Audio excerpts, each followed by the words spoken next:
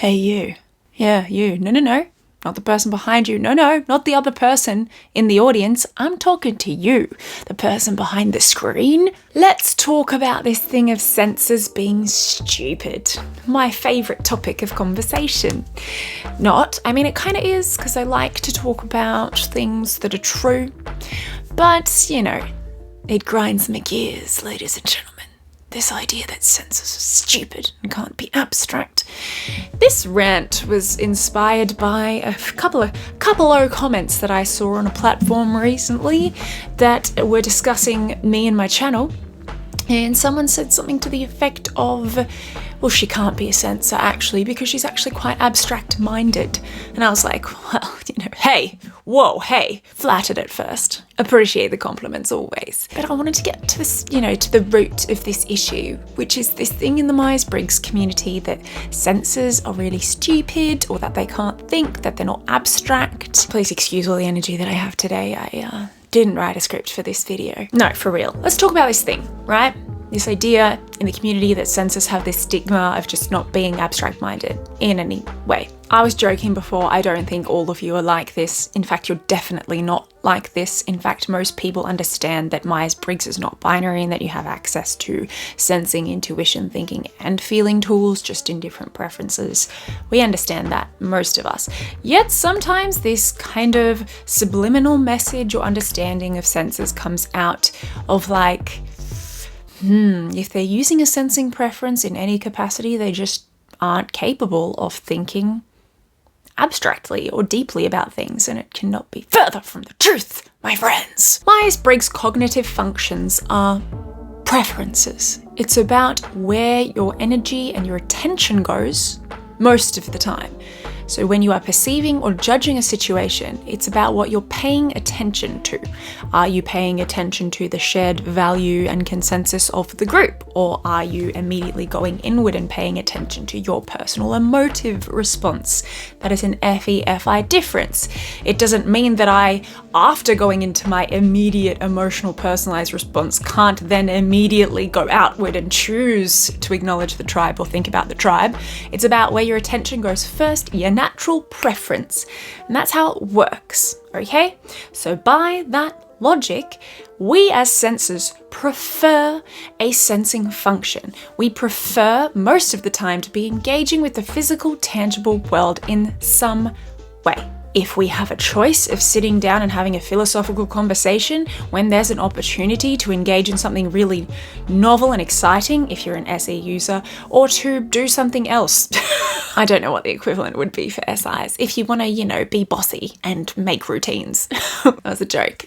We will probably choose the latter, the sensory preference, if it's something that appeals to our number one preference, where we like to spend most of our time, where we like to throw most of our attention, where we like to get our energy, for lack of a better term, right? That does not mean that we are incapable of sitting down and having that philosophical conversation. In fact, if it's something that we have deemed relevant or valuable with our introverted judging function, we will choose to sit and talk about the abstract thing. In fact, if I had an option of doing something novel and exciting, or having a conversation about whether or not sensors are stupid, I would probably choose the conversation. Oh, depends what the sensory thing is though. Ooh, if it was a dance floor with a really banging song, I would struggle with that. What would I choose? Oh, it's circumstantial, it just depends, doesn't it?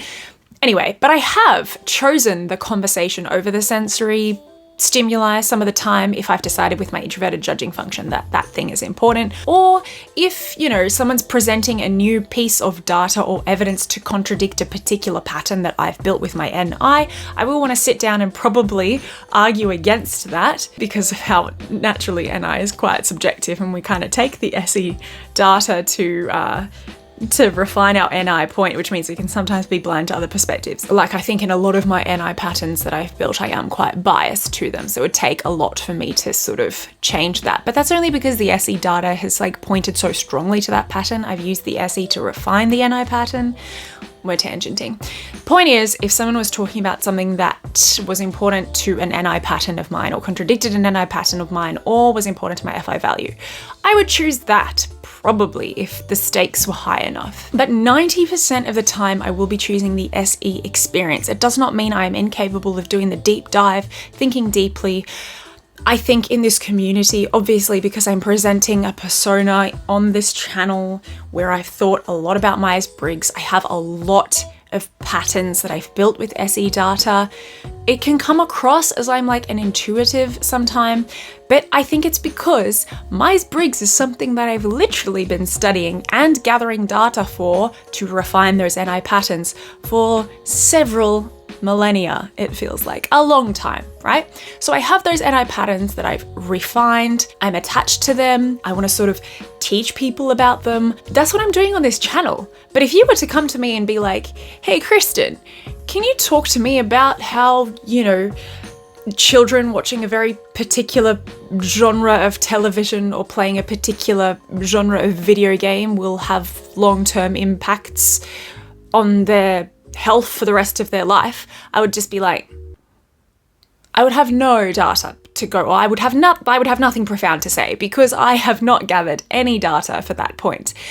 And as an SE Dom, if you're thinking about SE Dom NI inferior versus NI Dom SE inferior, and I've said this before, for an SE Dom NI inferior, we need to do things in order to make sense of them. So we need to do things, gather lots of sense data, explore sense data, and gather it to make sense of the sense data, to make sense of the world, to make sense of the bigger picture. We need to gather the data first. Without data, we can't create a pattern from nothing. As opposed to NI DOMs with SE inferior, they just need one little data point and they can already come up with, materialize, see an entire vision, pattern, bigger picture based on that. They don't need as much data. So they need to make sense of things before they can do them, as opposed to us. We need to do them in order to make sense of them.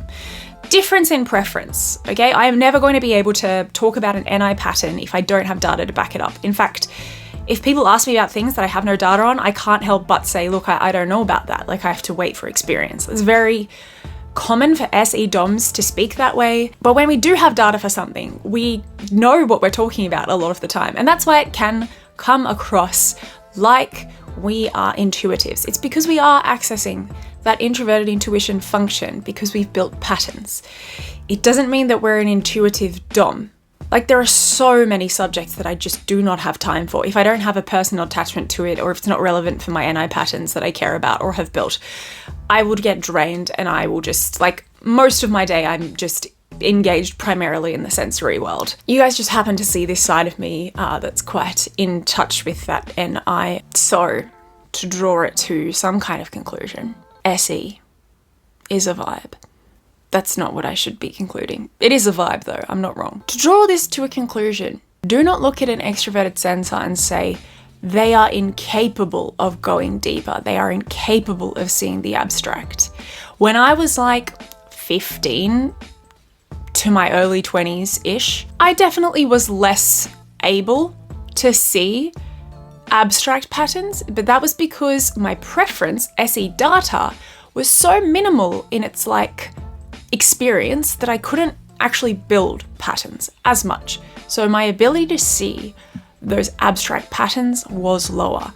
Now that I'm a 29-year-old woman, I've had enough life experience to see that there is actually more to life than the tangible world, and to realize that certain principles, truths, beautiful things, abstract ideas and concepts do hold value in life, and that is not just about the tangible world.